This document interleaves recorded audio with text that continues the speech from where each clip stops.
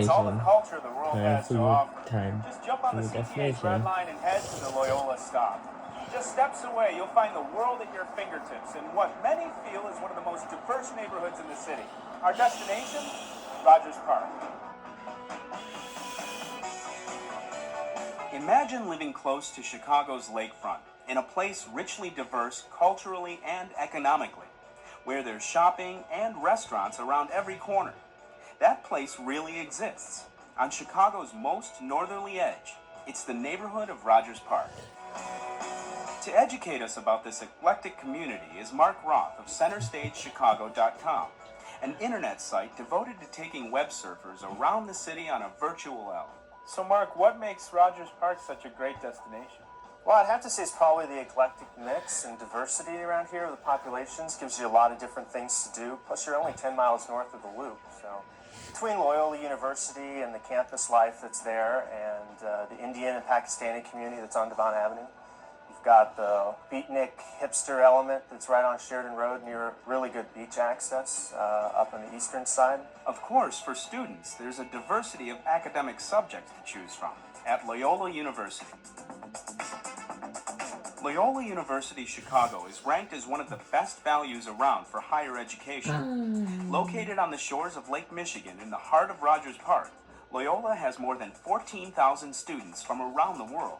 They're attracted to Loyola because it is in a diverse urban environment and they want that cosmopolitan feel. Students and visitors alike can take in the beauty of the lakefront and even find inspiration from some of Loyola's architectural treasures. Architecture buffs should definitely check out Mundelein Center, which is a 1920s Art Deco building that's on the National Register of Historic Places. As well, they should look at Madonna della Strada Chapel and Cudahy Library, both of which are historic places of interest according to the City of Chicago. To get a closer look at the history of Rogers Park, there's one place that has it all. The Rogers Park West Ridge Historical Society has documented the growth of Rogers Park.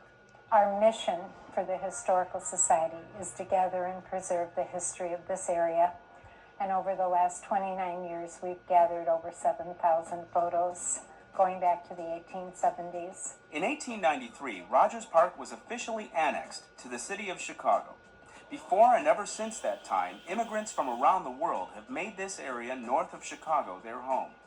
There was originally mostly European settlers, and then over the years, like more recently, there's been a lot more of the Orthodox Jews. There's been burgeoning of the Indian and Pakistani community out on Devon, which is why Rogers Park is one of the most culturally diverse neighborhoods in Chicago, if not America.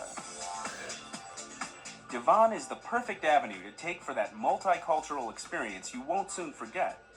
There are so many Indian and Pakistani restaurants you won't know where to begin. And sprinkled throughout are Russian establishments and Jewish bakeries. But that's not all. Besides probably 20 million different little electronic shops where you can buy stuff wholesale and gray market. And I know people who come up here from downtown just to get the ethnic groceries. Devon Avenue, Loyola, and everything else there is to see in Rogers Park can be accessed by the CTA. Here's how. Loyola, Whitmore, Jarvis, Howard, 26 Park, this is Broadway, 147 Hour Drive Express, 151 Sheridan, 155 Devon, 49B Northwestern, 96 Lunt, and 97 Skokie.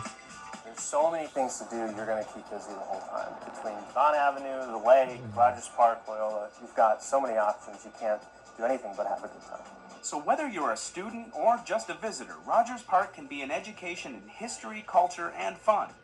And to take you there, catch a ride on the CTA. We're about to head south on the